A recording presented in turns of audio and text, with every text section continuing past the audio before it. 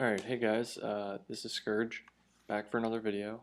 As you can see, I've got some 25 tables up, and looks like Bovada got those fixed finally, so let's just jump right into some hands.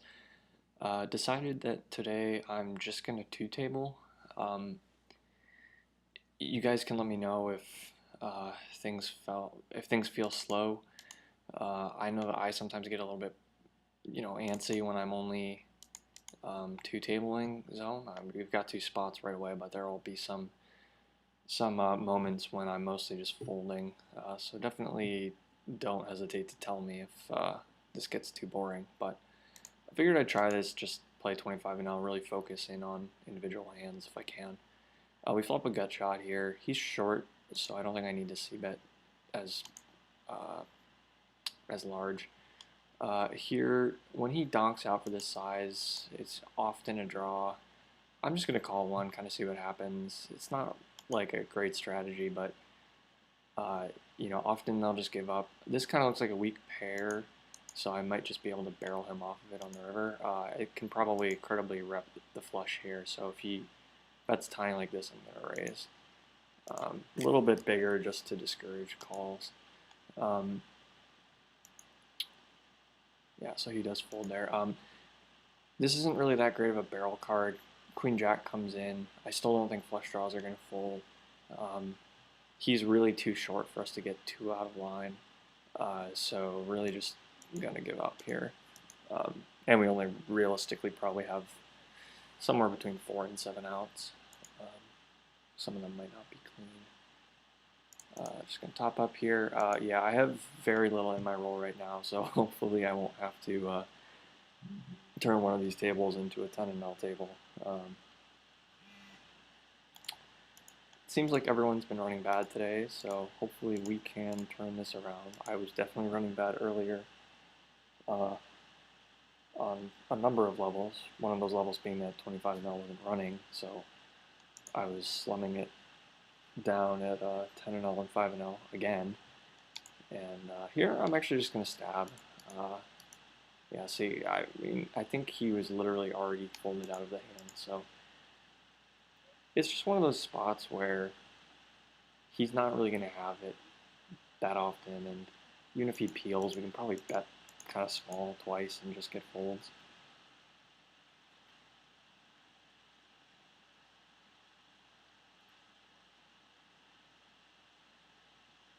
Yeah, alright, this is a little bit slow, because you sometimes get those moments where everyone's tanking, despite being in a game where you can snap fold.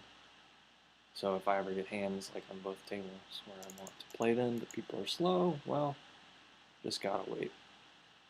This guy's very short. I'm still ISOing pretty much for value, but we definitely don't mind taking on the pot. I would consider 3-betting this hand just because I don't think it's strong enough to flat. It's a decent 3-bet candidate, especially in a zone format, speed poker, whatever, some anonymous format where you can't get exploited for doing something too often. So a lot more hands can be played as bluffs and as 3-bets, so long as they're outright profitable, as long as you don't have to rely on your card equity too much. You can start 3-betting a lot wider as bluffs.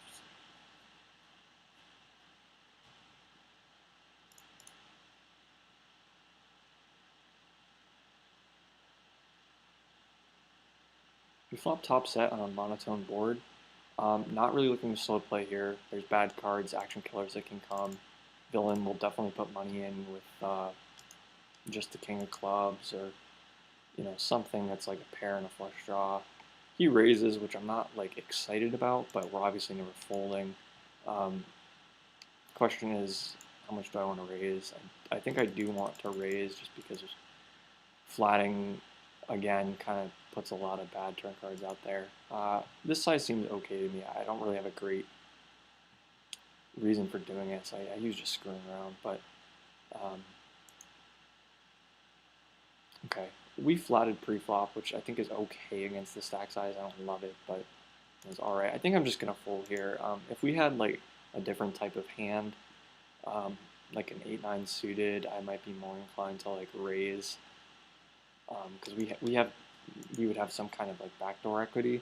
With pocket fours, if we raise and get called, and we don't really know what's going on in the hand, like again because of an anonymous format, we just don't know if he's gonna like peel ace king, if he's always got a queen when he calls. So we're kind of in the dark. It's hard to make good decisions in that type of situation. And so that's the kind of time when I would prefer to have more than 2 outs. Now, granted, 8-9 suited doesn't necessarily have any outs there, but we do have some backdoor equity to strong draws. So I think that's like a little bit of a better hand candidate, a better bluff combo, so to speak.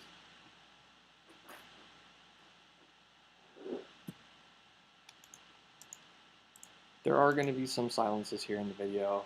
I've been trying, and I just did it there, trying and failing to kind of remove these sort of speech fillers, like things like that. Yeah, see, I do it there too. But I will do my best to not do that, and also do my best not to get too much silence going here. It's a little hard to keep up a dialogue when it's just me and 2 tables here, but hopefully I'll get some spots that come up where, you know, the hand itself doesn't take a long time, but the discussion about it can maybe continue after the hand is over if I consider a different line or something like that. I will actually talk about something that I've been working on implementing at the higher levels here. Well, not higher levels, but not the lowest levels. And that's sort of building lines that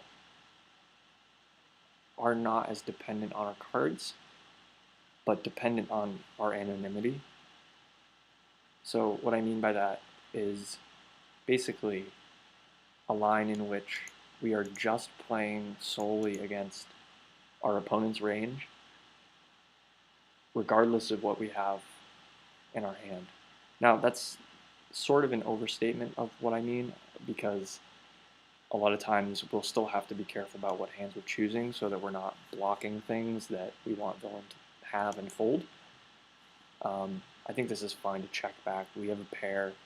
The backdoor diamond is nice, and I don't really see us getting value from much. He leads, but we show a lot of weakness by checking back the flops. I think definitely peeling here is usually going to be right. He bets again, which I definitely don't think he bets a worse diamond for value. Does he have bluffs? Yeah, probably. So I do think it's okay to call here, getting close to almost 3-1. Yeah, almost 3-1. So I'm just going to call here. I'm kind of surprised he bet that so quickly. It's definitely not. I'm not surprised he bet the queen of diamonds, but I'm a little surprised he bet it so quickly, especially when he has the 9, although I don't think he's necessarily thinking about how he's blocking things I could call with. But I think that's fine with the 10 of diamonds. Again, we don't expect him to bluff with a worse diamond, and we don't expect him to like value bet with a worse diamond. But I think he does have some bluffs, and us having the 10 of diamonds kind of takes away one of those hands where I think he might value bet it, because I think if he had the 10, he would value bet it. We catch a gutter here, but really I'm just betting because it's hard for people to connect to paired boards usually, although this is one of the more coordinated ones. Pretty interesting card. We actually catch our gutter. Queen Jack's now a boat, but we can't really, there's only, 6 combos of that, and I think there's going to be so many other Queen X combos. This unfortunately looks like we might just be about to pay off Queen Jack, but again, we can't really fold here. Yeah, so Queen 9 is another one. King Queen is a very likely combo, and there's a lot more of that one, because we don't block, not a lot more, but we don't block the 9 and the 8 for Queen 9 or Queen 8. So that was a nice little pick-me-up pot. I was about to have to reload, so now I don't have to. Always a good feeling. So back to these kinds of lines I was talking about. So the main one that I've been working on so far, and I say working on because it's a little bit of a work in progress in terms of working out how profitable it is or how profitable I can make it.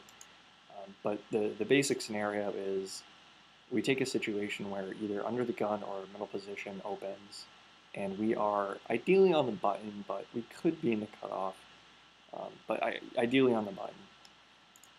So let's just say our cards don't really matter for right now. We can talk about what combos make the most sense a little bit later, but we're on the button, under the gun or middle position opens, it's folded to us, and we flat. And let's just say for the purposes of this particular line that we go heads up to the flop. So now let's think about what, just gonna ISO here, full stack, but he's limping, and we have a very playable hand. This is basically for value, but again, there's 60 cents out there for the taking. We flopped the nuts, so I guess I'll focus a little bit on this hand.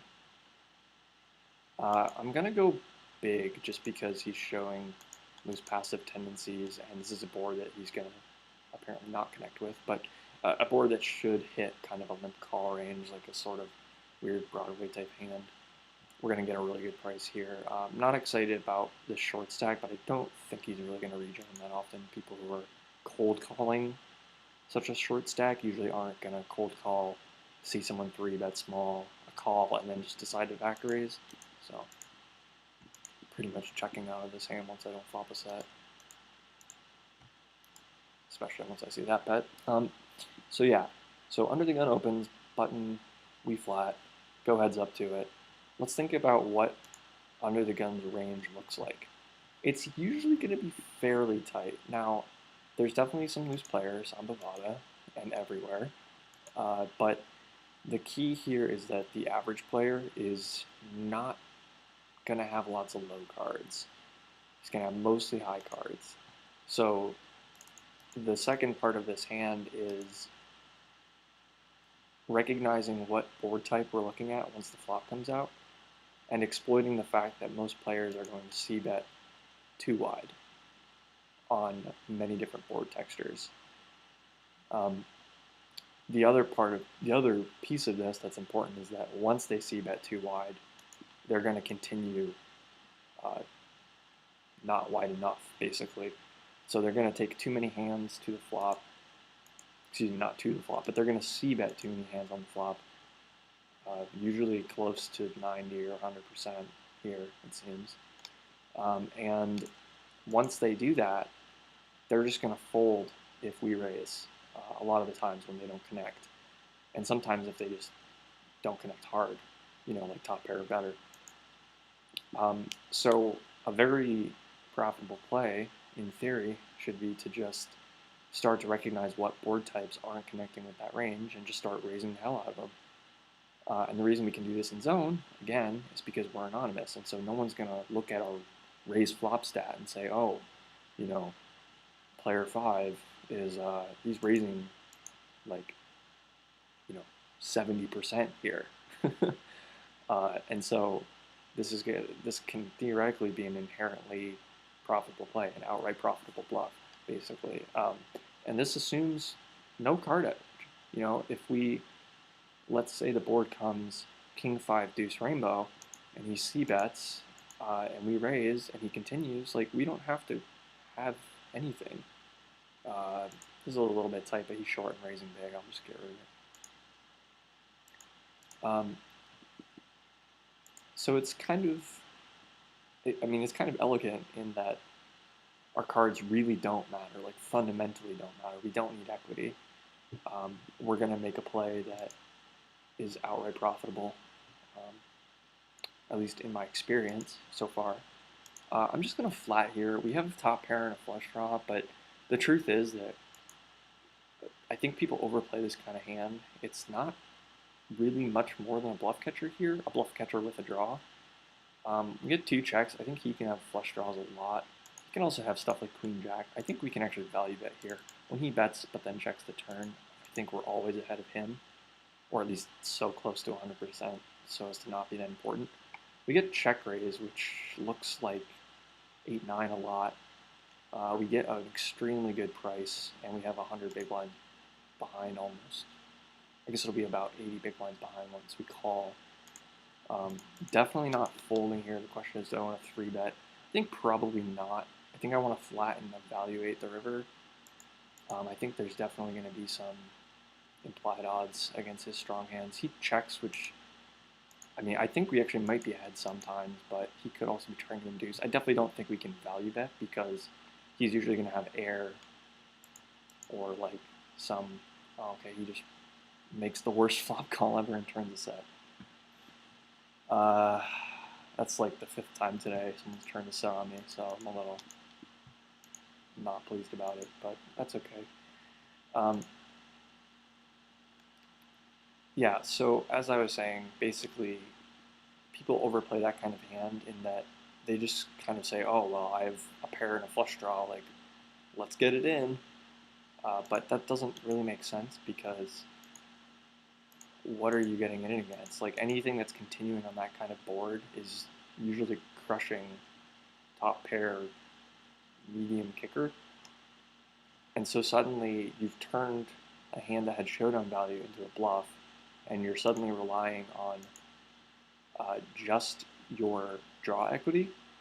Now, granted, in that kind of a spot, we might have more outs than we think, because if he's got something like aces or queens, we've got kings and jacks that can help us out, as well as any flush card. But, you know, I still don't think we should really be raising. We just usually don't have enough equity to raise for value. And the key part about raising in that sort of spot is that it narrows the range that is continuing against us. And when we narrow that range, it's usually going to be stronger, you would think. And we're just not doing as well against a stronger range.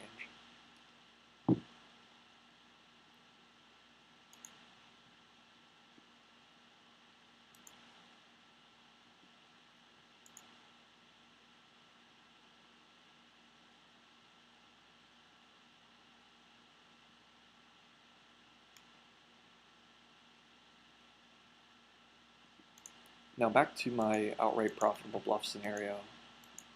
I want to talk a little bit about hand combinations. I know I said I wasn't going to focus on that, but I think the main point is pretty clear. So just sort of talk about what goes into picking good hands in a bluffing situation. I think this is something that's not talked about enough, and thinking about this kind of thing has made me a much better player, at least in how I think about the game, if not directly correlating to how well I execute in the game. But it's definitely helped my analysis, and I feel I have a much more complete understanding of equity and just kind of fundamentally how bluffs feature in the game.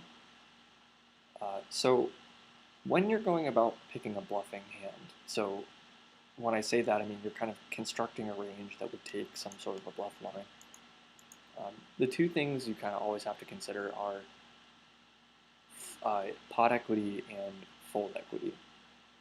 Now, usually when you have a bluff, you're bluffing because you don't have a lot of card equity, and that's fine. But by the same token, it's always good to have card equity. So usually our best candidates for bluffs are going to be things that don't have a lot of showdown value. So we, not made hands usually, although you can sometimes turn made hands into bluffs because they blocked stronger made hands. But having some sort of drawing equity can be good. However, you also have to understand that our two cards always give us information about our opponent's range. Because if the cards are in our hand, they can't be in our opponent's hand. And that sounds really stupid and straightforward, but it's something that I don't think people really think about.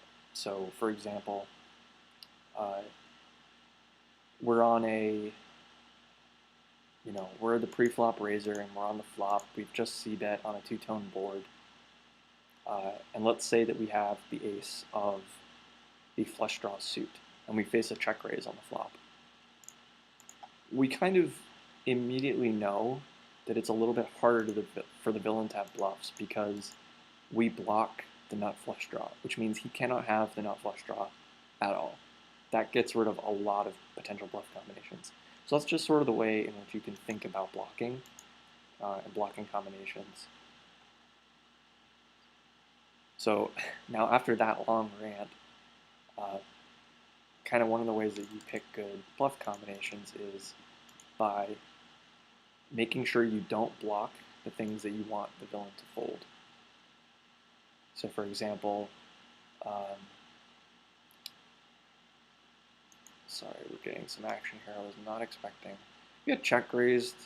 He could have some air. He could have, it's a little hard for him to have sets. We block one of the sets, but this just isn't a hand that's really strong. I don't really feel the need to defend it. This we can't flat, so again, kind of a good opportunity to 3-bet. Again, he's a full stack, so I'm much more inclined to take 3-bet bluff lines. Definitely going to be c-betting a lot of boards if he does continue. But he doesn't, and we get free money, which is always nice.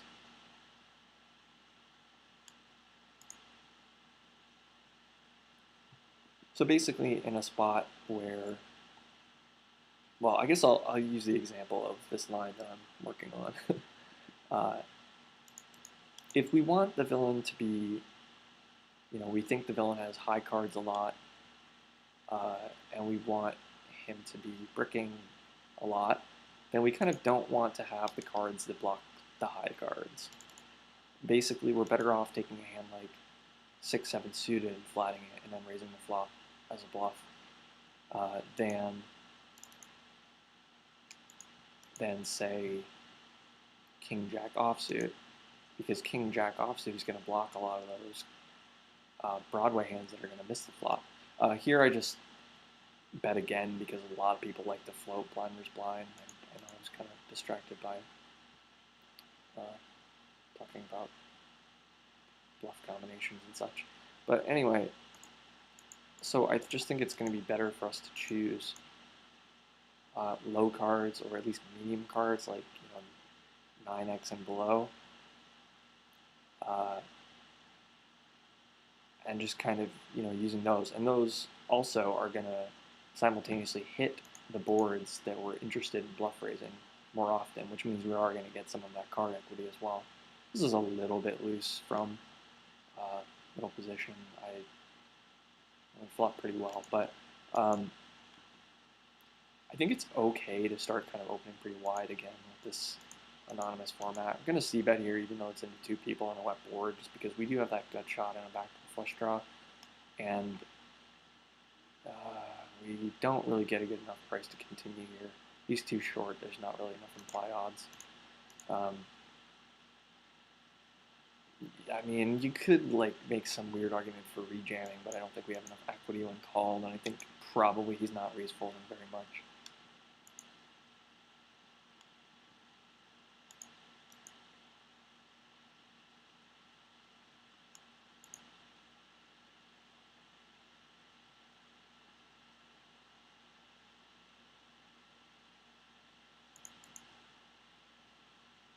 Again, pretty much at the bottom of my middle position opening range here. He's short, I'm just going to min open here.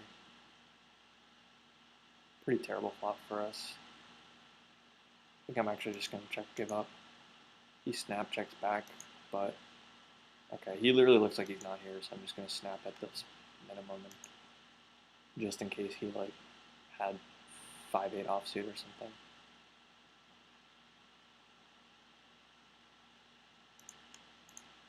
I could 3-bet this. I think flatting's probably better. We are fully stacked with everybody, so there's kind of more implied odd inherently. This is exactly the kind of board I'm talking about, though, with this bluff raising thing. It's kind of like maybe 1 high card and then 2 low cards, or all low cards. You see that's half pot. I think we're usually good here when he sizes this way. Just going to kind of take a call down line, bluff catching line. He could have a 10. He can definitely take this line with ace 10. But I think with this sizing, I'm actually not excited when he barrels twice with half pot, but I am going to peel one more. I don't think I'm calling this river, though I don't think he's betting one pair, and I don't think he really has any 7x, so yeah, okay, he's definitely not betting the river with 10x then. Yeah, I still think my lineup there is okay. I think the turn is pretty close, though. I think it'd be much more clear to cut with like ace 10, because then I don't lose 10 to 10x. This guy limps. ISO.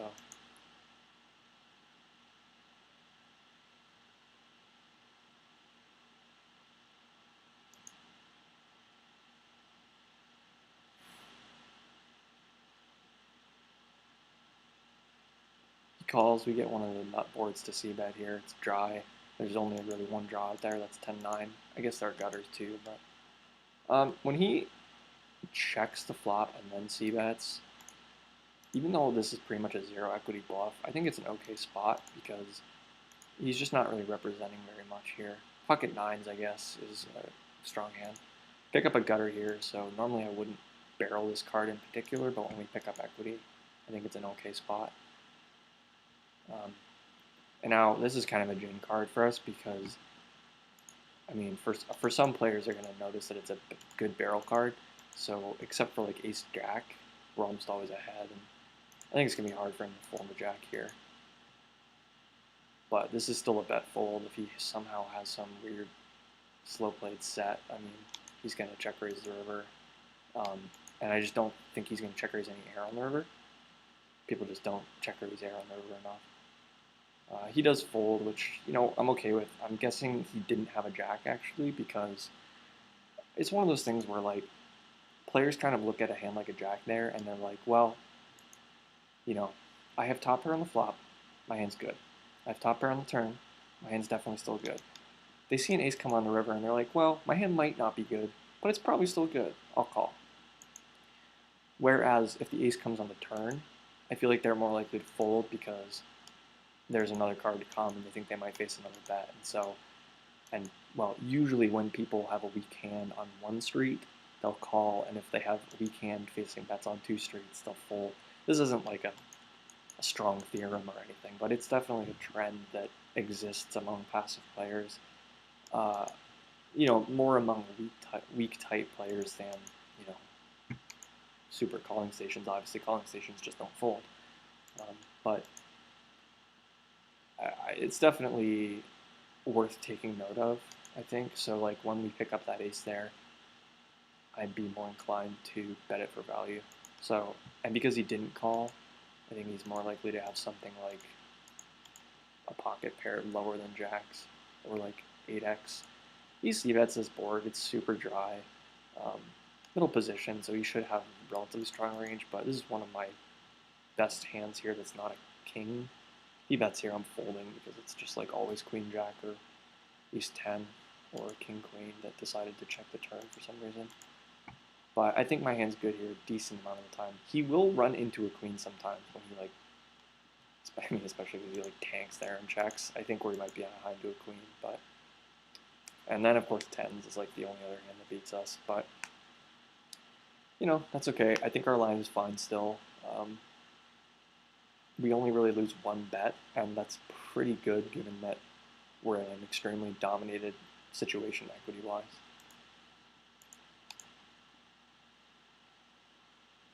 I did actually think about betting the river to try to get him to fold a queen, but one of those weird things that kind of happens with micro stakes players is that when they sort of run into that pair, it becomes a lot harder for them to fold.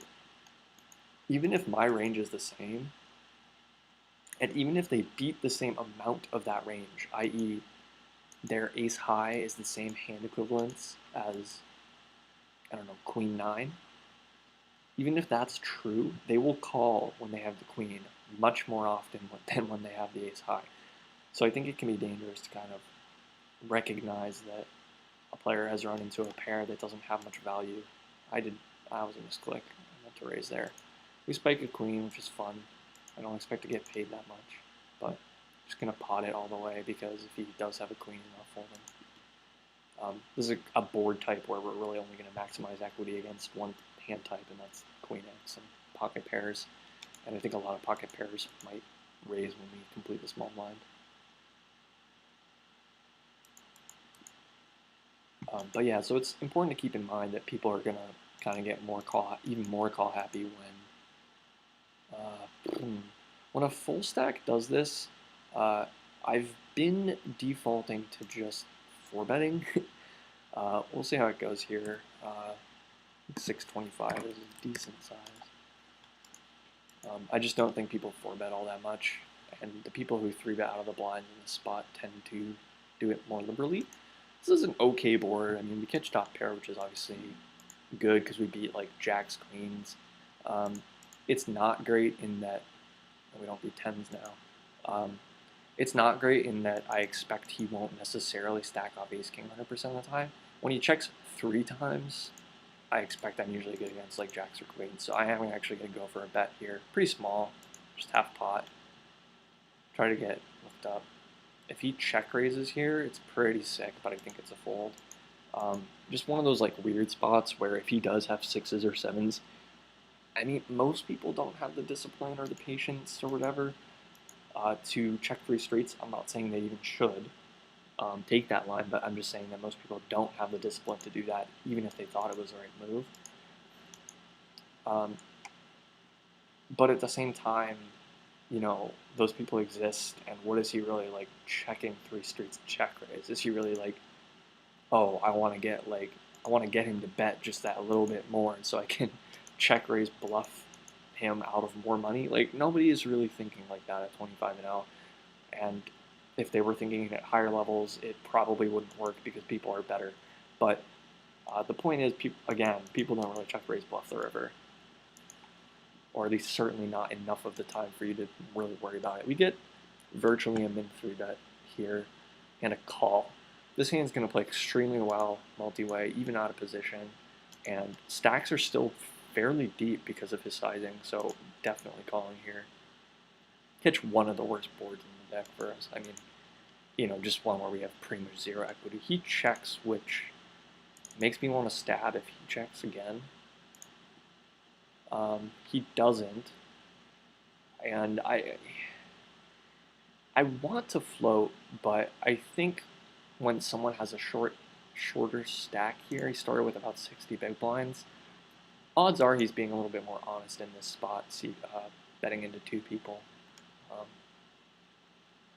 I think it's just like a kind of a scary board where he's not going to take a hand like king queen and just decide to go crazy with it. I could be wrong, you know, and he could be that player type that is gonna just see that everyone's checked and be like, well, I bet now. But I will say that if he had checked, I would have 100% bet there. I think when the pre-flop players are checked, and the big blind makes, well, was he the big blind? Yeah, I think he was the big blind. When the big blind makes what I would call kind of his first meaningful check, that's when I would be looking to kind of take a stab at the pot. When he calls, this 6 is actually a really bad card to continue on as well, but I'm looking to check a lot.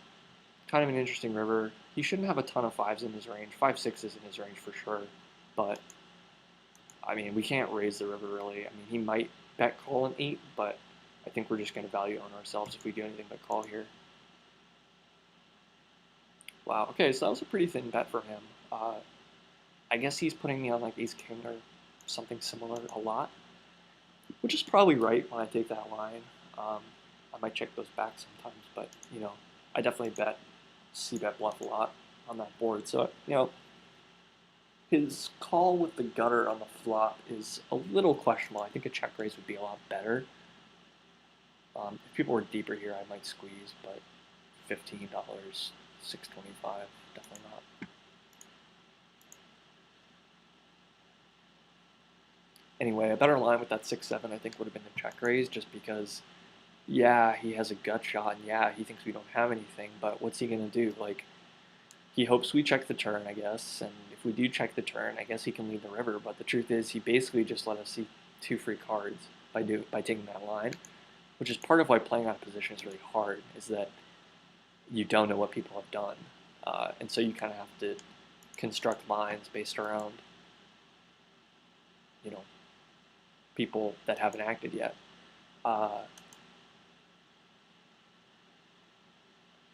trying to think, when did we start this video? Um, I this is like my trademark thing, is I just completely forget to check the time when I start. There should be something that tells me somewhere how long I've been going, but I'm not really sure if that exists or not, if that's just in my head. I want to say we've been going about half an hour, maybe 40 minutes. So try to go another 20 or 30 probably here. We get called. I'm not in love with this flop. I don't really like c-betting it because what does he call with that's worse? I guess some 7x, I guess maybe 5-6 suited, but mostly I'm just wanting to take this down. If he does call, it's tricky to play turns and rivers. I'm usually checking the turn, as assuming we don't like spike a jack. But usually I'm checking the turn. Usually I'm check folding the turn. And if he does check back the turn, I expect to be good sometimes. The thing about zone is that it's kind of tricky to figure out what people are doing, just because you're playing against a distribution of players, but what you kind of have to play against is the average. We catch a miracle flop here. I'm probably going to check raise this just because I don't think we get paid that often on flushes by check calling. And again, this is a board where, yeah, I mean, he'll have some strong stuff, but he'll also have some stuff that'll just fold, and good game us, well played. We also have a really disguised out with the queen, which I think works even better when we check raise, because it's like, seems like a kind of innocuous card. Like, no, we're not check raising king queen there, or at least most people aren't, and I'm certainly not. And on top of that, it's like, it doesn't really seem like it makes anything get there. Nobody's like looking for Jack 10. Similarly, I think check calling with Jack 10 offsuit would be a really strong move there.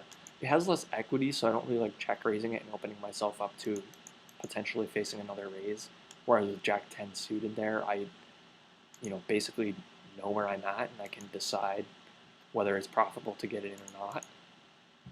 I don't know why I sized it bigger there. I could have min bet. I just saw he snap checked the flop. I am going to c-bet here. I have bottom pair, which means I have 5 outs to beat any ace, except for ace 6, I guess, or ace 5. But mostly just betting because the board's dry and there's not that many draws.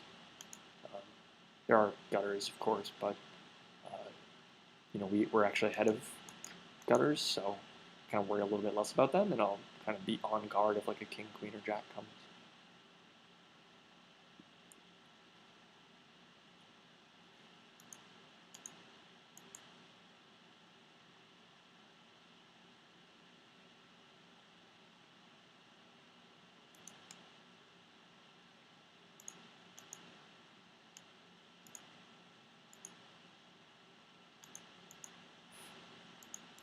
Looks like we are up just a little bit of money here. I think about maybe $10. Maybe a little more, actually. Maybe like 15, but pretty clear raise spot here. For value, I meant to click the plus symbol there, and it didn't quite work out. I'm probably going to go three-way, but that's okay. Not the best board in the world to c-bet, especially against two limp call ranges. Sandwich between them, I think this is fine to just check and kind of see what happens on the turn. He checks, and if he checks again, I might make a delayed c-bet, but if he bets, I'm probably just folding.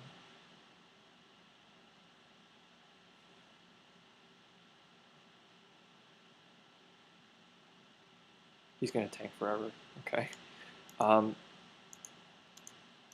It's just really hard for anyone to have a 10 here.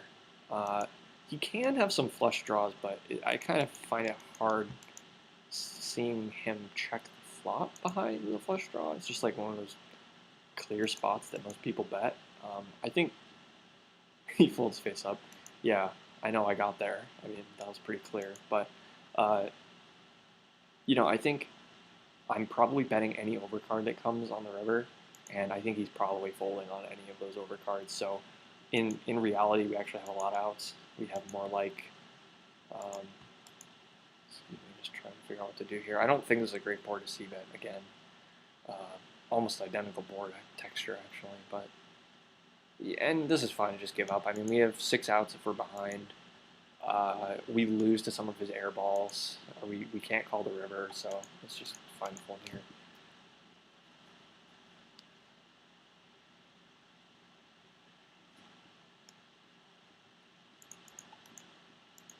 Again, pretty near the bottom of my under the gun opening range.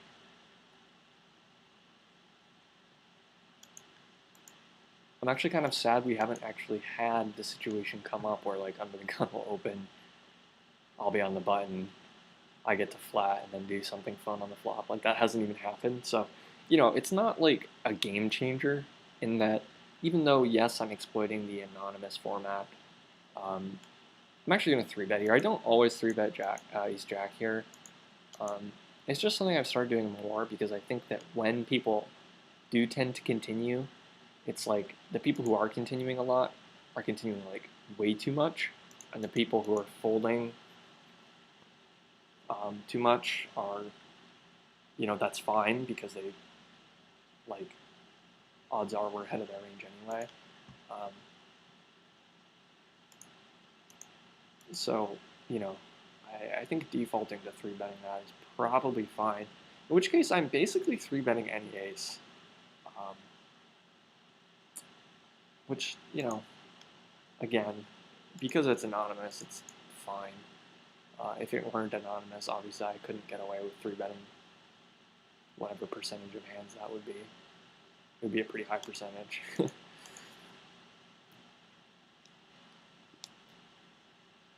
If somebody's short, on the other hand, I'm probably not going crazy 3-betting, obviously. But, full stacks assumed, full stacks or more, 100 big blinds or more, I'm definitely looking to do that.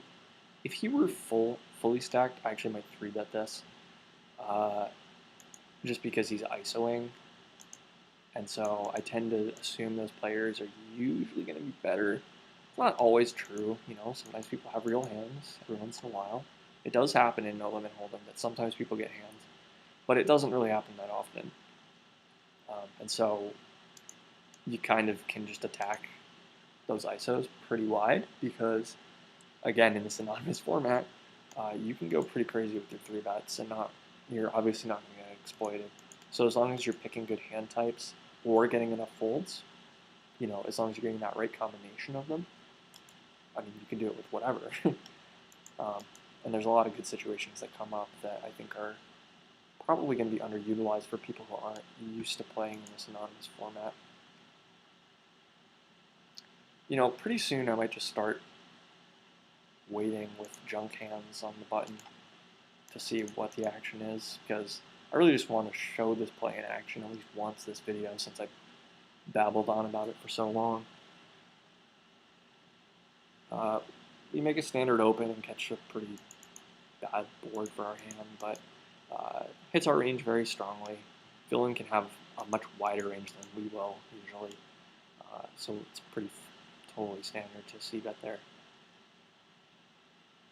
It's not even really a semi-bluff, it's pretty much like a full bluff. I mean, when we do get called, we're behind, and he basically folds everything worse, but at the same time, we get to take down the pot enough of the time on that kind of board that it's totally fine.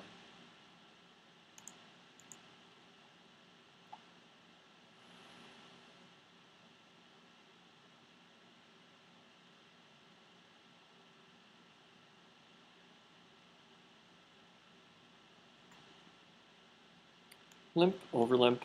I think this is okay to ISO. Probably a little too big. I was thinking I was in the big blind and I would have to click it up one more. Mostly looking to take down the pot. This isn't really like a value ISO. This is more of a, there's dead money out there. I can take it down a high percentage of the time, and when I don't, I'll be able to play well post flop and probably make even more money there as well. So looks like we're finally starting to chip up here, which is always fun. And notice that we really haven't made a whole ton of value hands.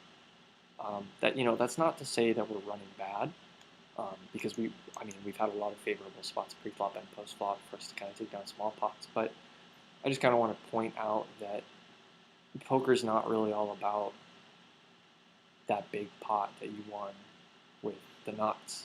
In fact, it's very much not about that because you hit the nuts so infrequently. Of course, as I'm saying that, we've got a situation developing here in aces, which definitely, don't feel bad about getting excited about aces. Like, if you don't get excited about some things in poker, like, just quit. But, yeah, see, this is fun.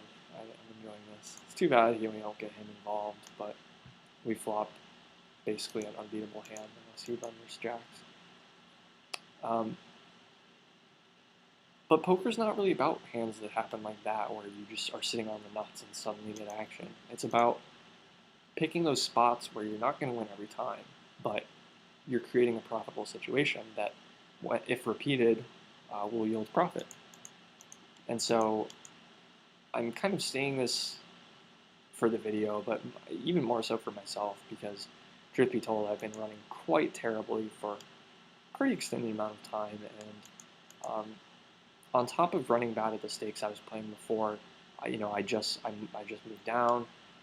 Well, I moved down, and then I went online and moved down because I didn't want to deposit a lot, and so I was immediately playing much lower. I moved from 2-5, I think we can 3-bet here. He's short in the blinds, but this is going to be profitable, especially against his sizing. Just looks like kind of steelish sizing. Or induced sizing, who knows. But I find that we often get folds against that sizing. He's deep. He's not that deep, but he gives us better odds. We're getting better than, we're getting almost 3-1, 2.5-1.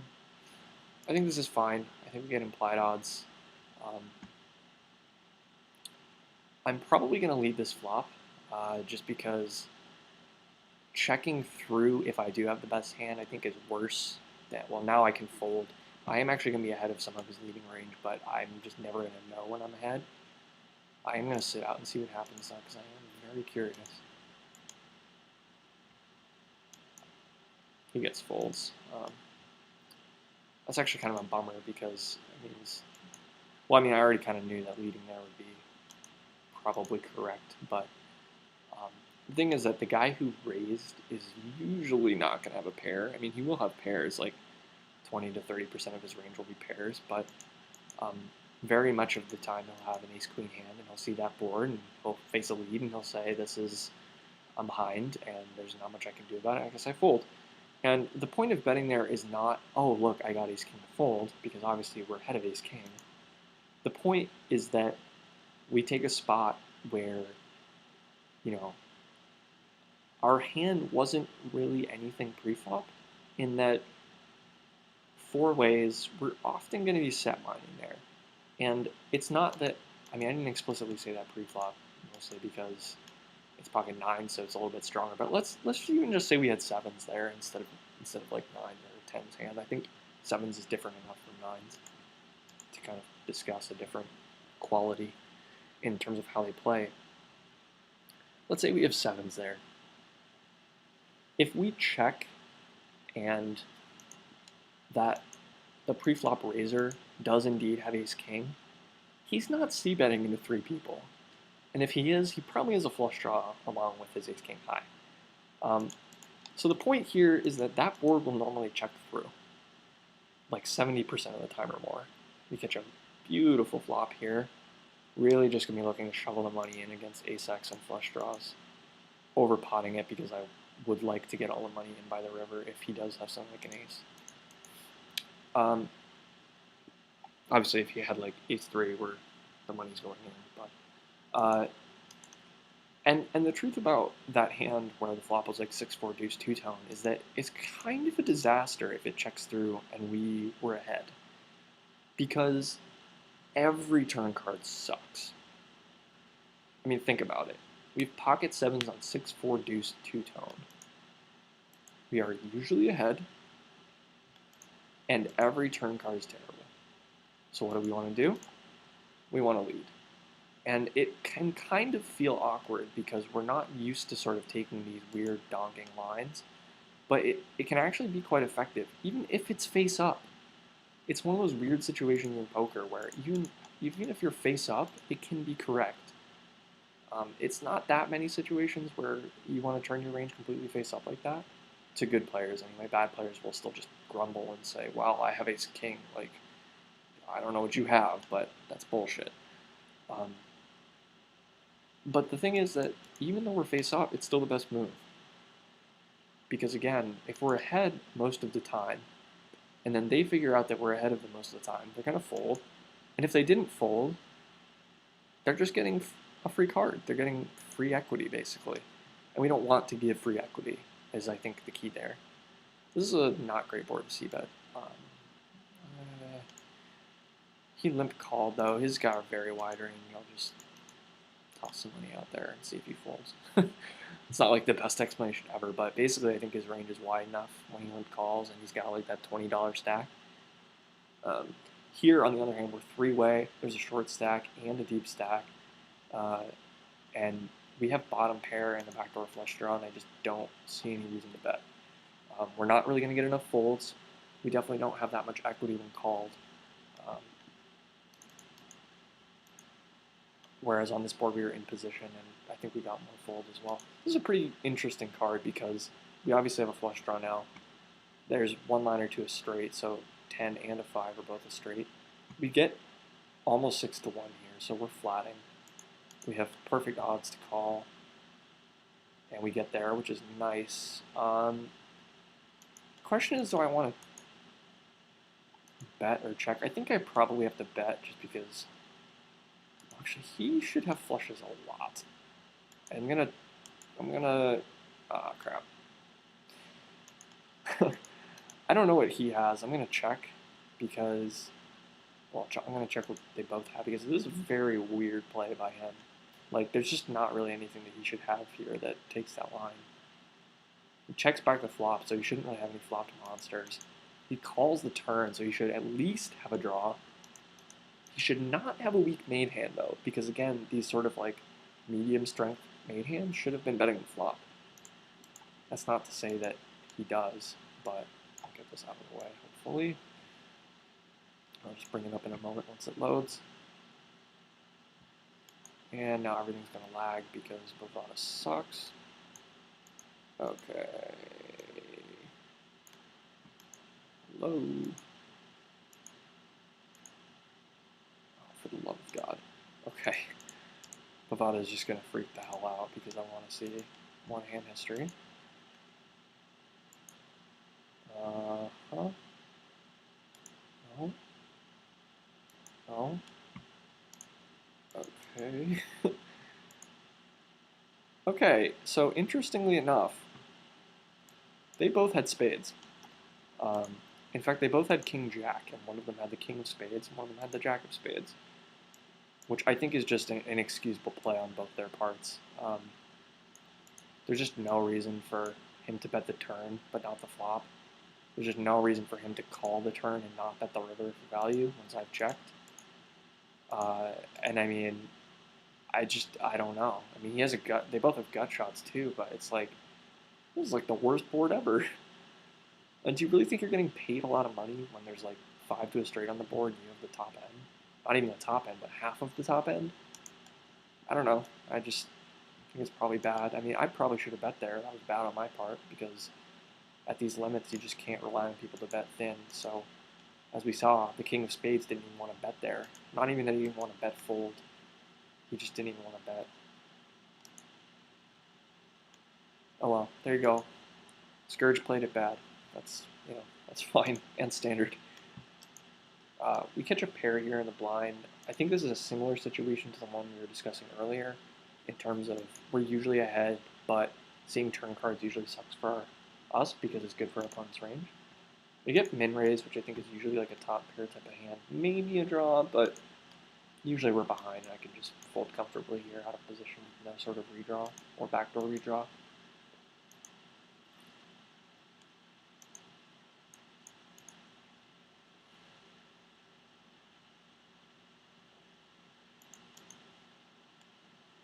right at the bottom of our opening range. That's where I like to be. Not really, I actually really kind of don't like playing the bottom of my opening range because I feel like I'm forced to fold like every spot ever. Like this one, we have a gut shot and an over, but this is basically the bottom of our range here, aside from like pocket pairs below jacks. And so, I mean, we kind of just have to fold, even though like it's hard to see what he would really lead here. You would think that a king would just want to let us check and bet all of our weak stuff instead of betting and making us fold our weak stuff. Wow, I get 6-1 here. He's short, but we do actually have implied odds since it's only 50 cents. I think it's okay to call here. It's not like exciting to call here. Gonna make a tiny raise. He's gonna fold sometimes. When he doesn't, we're done. This guy has a flush draw a decent amount. We're just gonna barrel until he folds, pretty much. We can go small because he's usually not gonna raise once he's like called and called again. He could have something like ace deuce,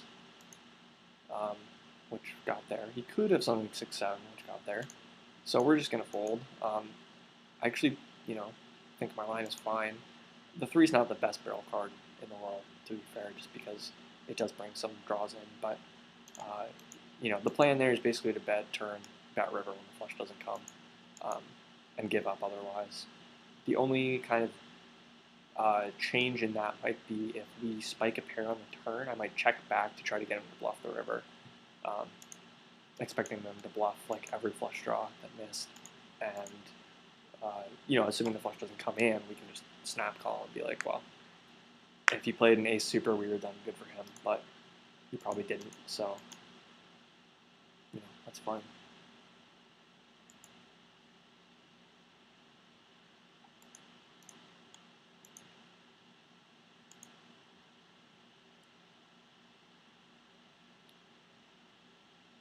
Okay. All right. We don't get to get our pretty example, but I am gonna overcall here because this is gonna play so well. Not on this board. It's important to keep in mind with a hand like Jack 9 suited that we're gonna catch pairs a decent amount of the time, like 35% or whatever. But this is just like not a board that we're excited about in any kind of way. I mean, there's draws out there that we don't block. I mean, we can kind of block straight draws, I guess, but. The pair is not really worth very much. Now it kind of is because everyone's checked through, and the deuce is such a blank that it may as well not even be there. If he bets, it's a little bit weird because it looks like a delayed and he calls. So I think my hand's no good. I mean, it might be good sometimes because he's gonna have draws, but again, the board's gonna get so shitty on like so many cards. So I'm just gonna fold. That's pretty much the shittiest card in the deck for our hand, actually. If he bets again, it's like usually going to be a flush or like ace king that just decided to make a kind of weird delayed C bet, which I think is bad, by the way. Even when we all check, I think it's bad to bet like ace king on the turn into 3 people. He has the flush. He might. I mean, they could both have flushes for all I know, but he's representing at least a flush. I want him to have a flush too, just so I can seem like a baller. He tanked though, so I'm guessing it's something more like ace queen. Maybe like a set where he just like decided to check the wettest board in the history of the universe. Let's see though what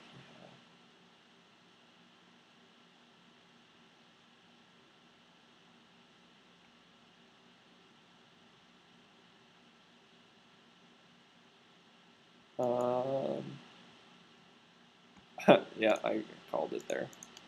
So he had exactly ace queen. I think his call is very bad. I think he played the whole hand kind of bad. His flop check is good, but I think other than that, he played the whole hand pretty terribly.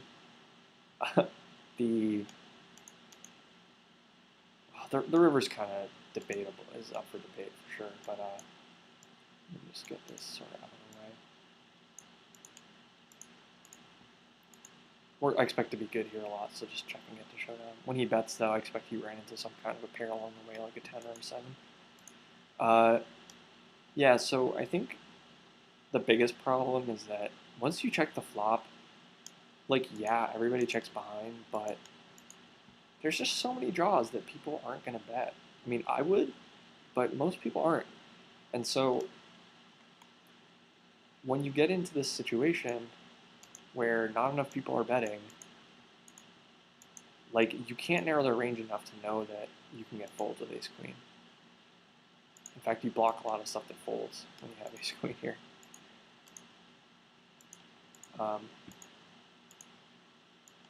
And then similarly, so once he bets the turn, gets a call, like, it should be game over. You know, you're in your head, you're like, okay, I'm done.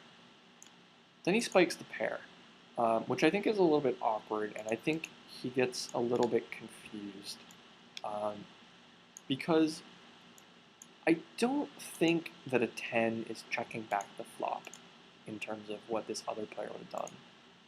This is just such a clear fold with the short stack.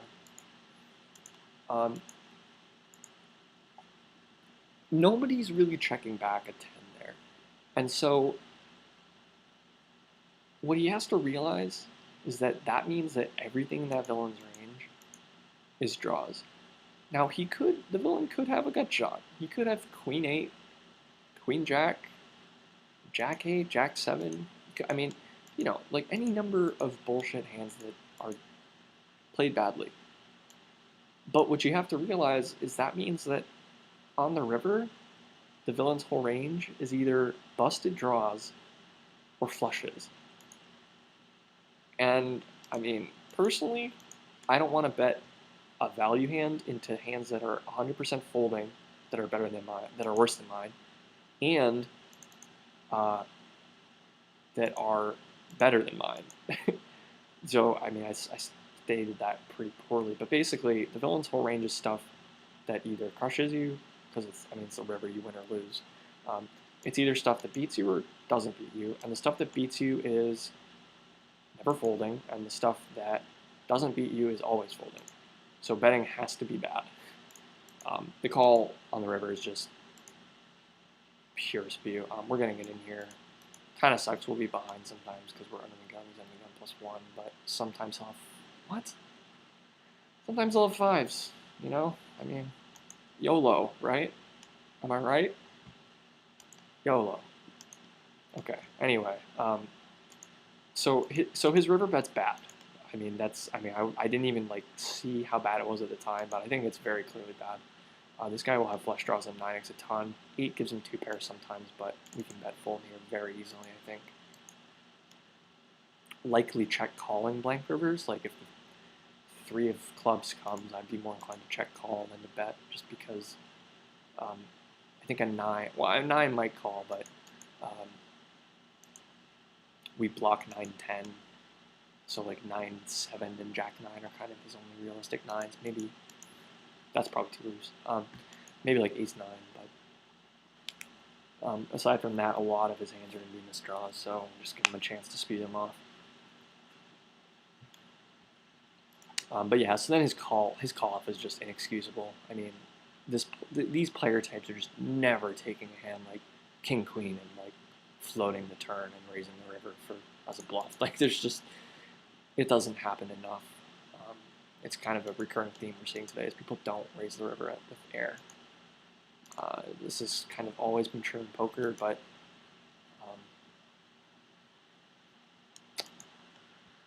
you know, this is always a weird spot for me because, like I said, people do the people who you do run into who are 3-betting tend to be doing it wider.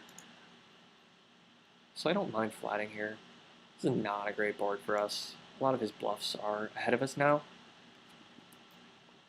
So I think I'm just okay folding.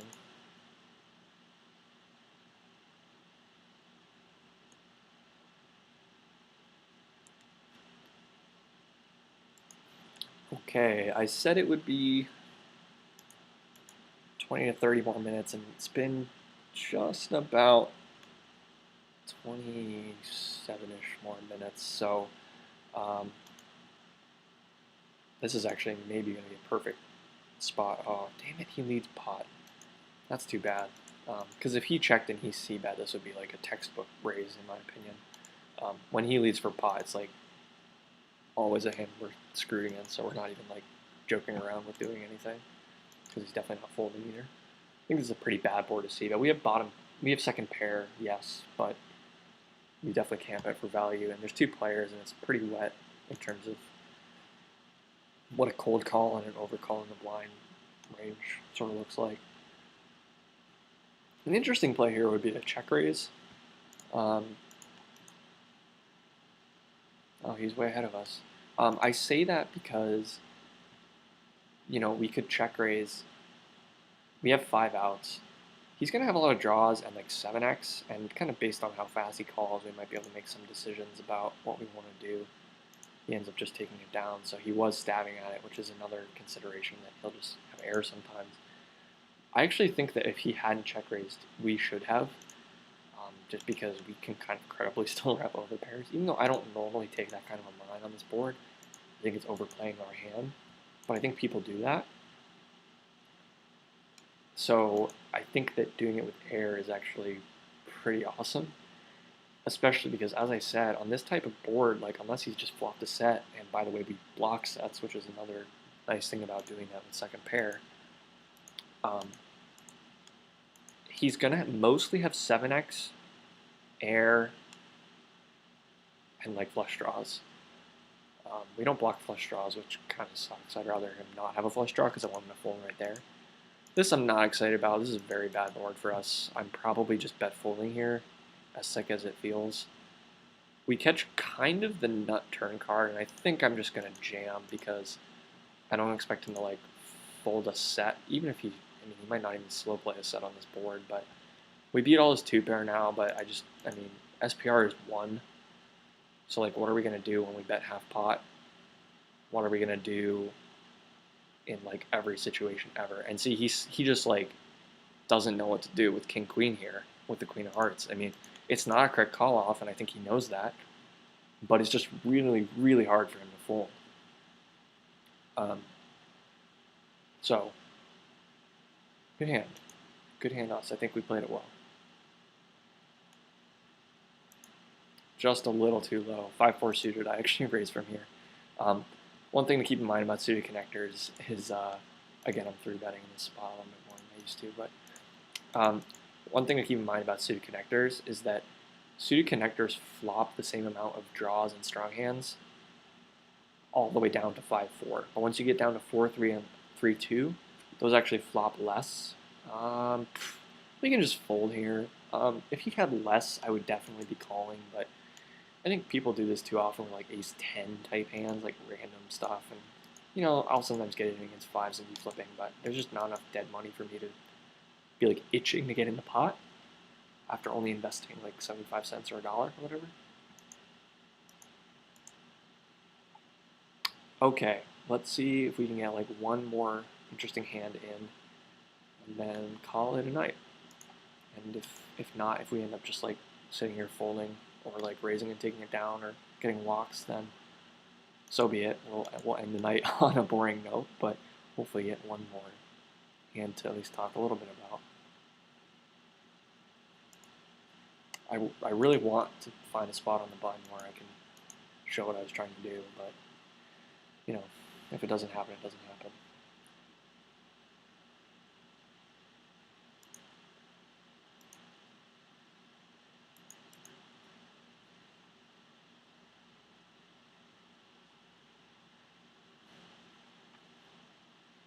This is a spot where I will flat if he raises.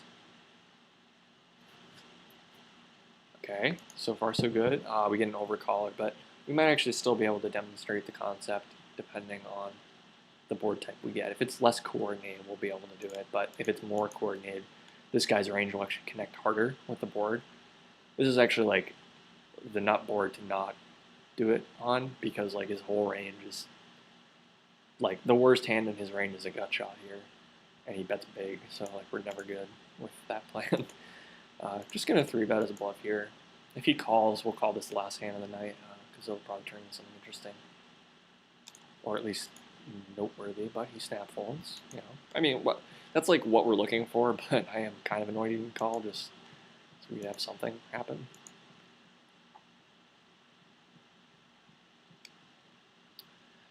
hopefully it will come. Out of position it's not going to work as well. Check raising can work, but I think we just get peeled too light. And sometimes people peel with weird things in position just because they're in position. And I don't think they like have a great sense of why that's important, but they'll still do it really wide. And so, I mean, I should probably experiment a little bit more with that before I say that for real. I'm just gonna raise here. Deep stacks limping in on the button. You can't really be good. Odds are we have a card edge. Kind of a weird board because I'm not happy if a king or queen comes, although it does give me a gut shot.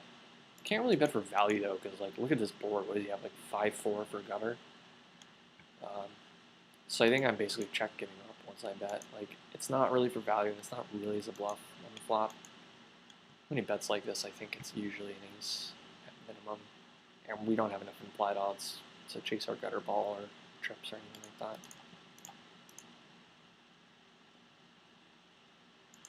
Tiny bit of reverse implied odds with going for trips as well. Not tons, but he will have queen jack and ace jack sometimes. Although if he's limping the button with ace jack, I mean, it's just terrible.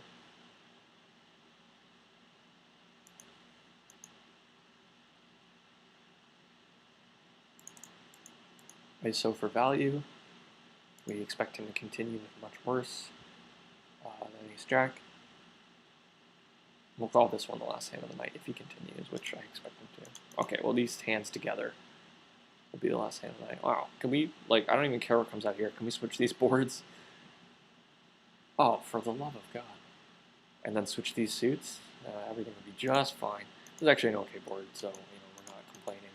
I could probably size a little bigger here. If someone does have the ace of hearts there, never ever folding. I'm probably going to bet 2 here just because he's going to peel with all of his pocket pairs at least one street, but he probably won't call 2. Depending on what comes. If I spike a jack, I would check it back just because, I'm not getting value from anything, but I suddenly beat like all his pocket pairs, every ace high, and it just seems like overkill to bet there. All right, so with that, we will call it a night. Again, as always, let me know if you guys want to see anything different, a different type of video, or maybe have me focus on different aspects of play. More tables, fewer tables. I usually don't like to one table even with zone, but if you guys wanted something relating to in-depth hand analysis, I don't know. I could try to figure that out.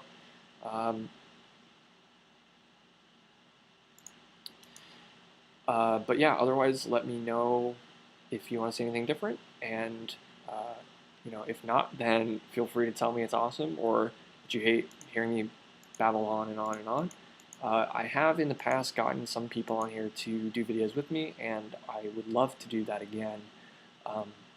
The people I have done videos with in the past are either kind of not really playing so much anymore, or I just kind of haven't run into them that much online. So, we'll see how that goes on that front. But I'll be keeping my eyes out for that. But otherwise, thank you guys for watching, and I hope you enjoyed this video and got something out of it. And I'll see you all next time.